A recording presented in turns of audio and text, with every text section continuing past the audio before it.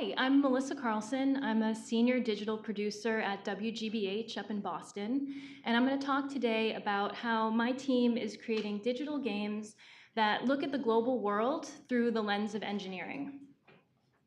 And the games I'm going to talk about today are from a project called Design Squad Global. And it's a NSF-funded, Emmy Award-winning PBS Kids website, and our goal is to spark kids' interest in engineering. And I've been working on Design Squad for quite a few years, and we've been making lots of games together where kids are getting to experiment with the engineering design process. Like this game where kids are solving silly physics-based puzzles with some of our characters. And this is another one of our earlier games where it's a playful exploration of circuits, and players are dressing up characters using circuits to get them ready for a disco dance party. So Design Squad's goal is to teach that engineering design process, but it's also something that the team that we really follow ourselves. And so a couple of years ago, we were looking for what our next design challenge was going to be as a project. And so out of that came Design Squad Global. And we went in this direction because with the engineering workforce becoming increasingly global, we saw this real need for an engineering program that would expose kids to the real world, the global world. So we created Design Squad Global to help kids build both their technical engineering skills and also their global competencies. And that includes things like being able to investigate the world, to recognize different perspectives, to communicate respectfully across differences, and to take action, and in our case, in our project, to take action with engineering. So it's a really exciting, innovative curriculum. It was new to everybody on the team. It's something that very few people had done before. But as the person in charge of the digital games part of the project, as I looked at this curriculum, all I kept asking myself was, how do you make games about that? How do you make games about this curriculum? And so at first, all that we could think about as a team, I'm just gonna go back. So at first, all we could think about as a team was what games didn't have or what games couldn't do. We got really caught up in that, the fact that we couldn't have grown-ups facilitating our game players because our games are in informal spaces and kids are playing them on their own. So we would miss that grown-up support piece.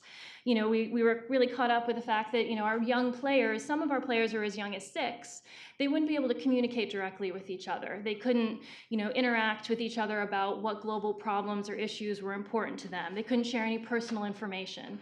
And then, obviously everything we were making was digital, so there wouldn't be any physical building materials, any way to connect really with that real-world community. So as we were trying to figure out what kind of games we could make that would be globally relevant, we went to our first experts, kids, and we talked to them a lot about what their thoughts were about the world and what issues of global significance they were interested in engaging with, even what they thought global meant, like what did they think about the world sort of beyond their doorstep. And then we kept asking them these questions all throughout our production process. We shared designs with them, we shared builds, and we tried to really check our assumptions every day because as the project went on, we just found out we had so many assumptions that we just needed to work through. We also had a team of advisors that we worked with, and we worked with them to try and understand this global competency curriculum and what it really meant in terms of applying it to games.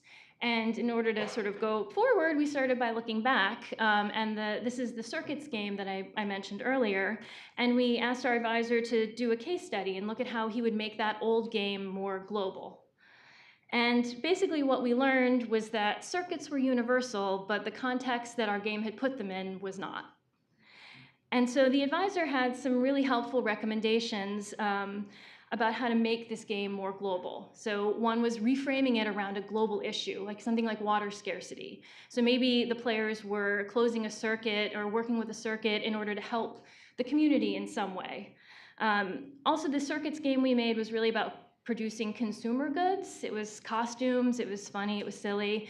And the advisor, said, if you're gonna make it again, then have the player produce something universal or something useful, like a bike or a solar oven, like something that would bring in the global content.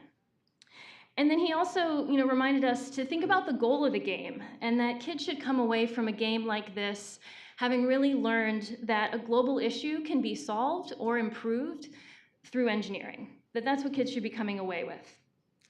So our team, our internal team, summarized this whole thing into a motto, design with purpose. And design with purpose was sort of our guideposts through everything as we were working on concepts and designs and everything. That's what we used as we made this suite of 3 what we feel are globally relevant games, building on what we learned from the kids and the advisors. And the games that we made, in brief, was a flood prevention simulation game where kids have real-world building materials and use real-world strategies to design a safe, dry city for our characters. We also built a rescue game where we put kids in the role of first responders, and they have to design ways to deliver emergency supplies to our characters after a natural disaster. And then also an aquaponics game where it's sort of exposing kids to this idea of the need to grow food more sustainably. And really what we learned through making these 3 games was we needed to give kids meaningful problems to solve. We needed to find really appealing game mechanics, and then we needed to try and find sort of a look and feel that could make a connection sort of around the world. And then I'm going to do a really quick deep dive into one of those games and how we applied those 3 principles. So this is our flood prevention game, Don't Flood the Fidgets. And how do we choose flooding? We chose it because climate change. We know it's causing flooding all around the world. It's an issue that has local impacts, it has global impacts. And this was a game where kids could design their response to the problem by trying to design this safe, dry city for our characters. We gave kids a limited budget, we gave them a population goal they were trying to reach, and then they used these real-world building materials like swales and rain gardens and pervious pavement to try and safeguard their cities. And then to test out their designs, players needed to actually flood their city. And then we would give the kids a whole bunch of feedback to help them assess what had happened, what went wrong, and then gives them some ideas for how to redesign it for next time. And here's just a few of the many different solutions that our kid testers came up with. These are real kid cities, you can't tell. So WGBH, we've been making games for kids for decades, and we test everything we make with kids. So we understand how important it is for the gameplay to be as intuitive and appealing as possible.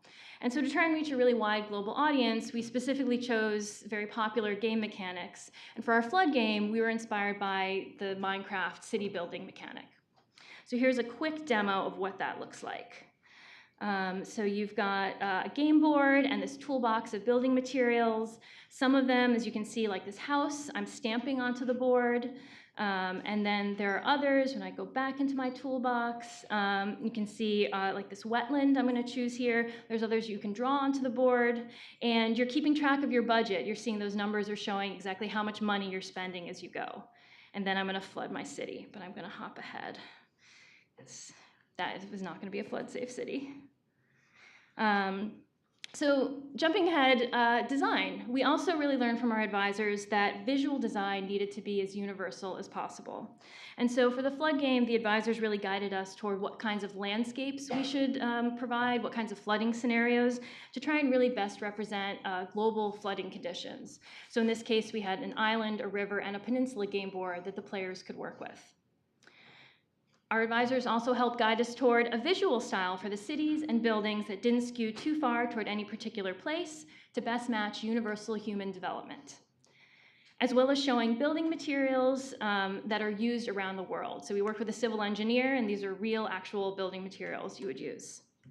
And then our most universal design element are these fidget characters. They're blocky, they're colorful, they're really relatable to a broad audience, and kids can really imagine themselves in the fidget's place. And we've had over 1 million different kids do that. So in summary, designing globally relevant engineering games, it's definitely challenging, but if you work really closely with advisors, with kid testers, if you practice iterative design, and you really try checking your assumptions every day, it's definitely possible. So thank you.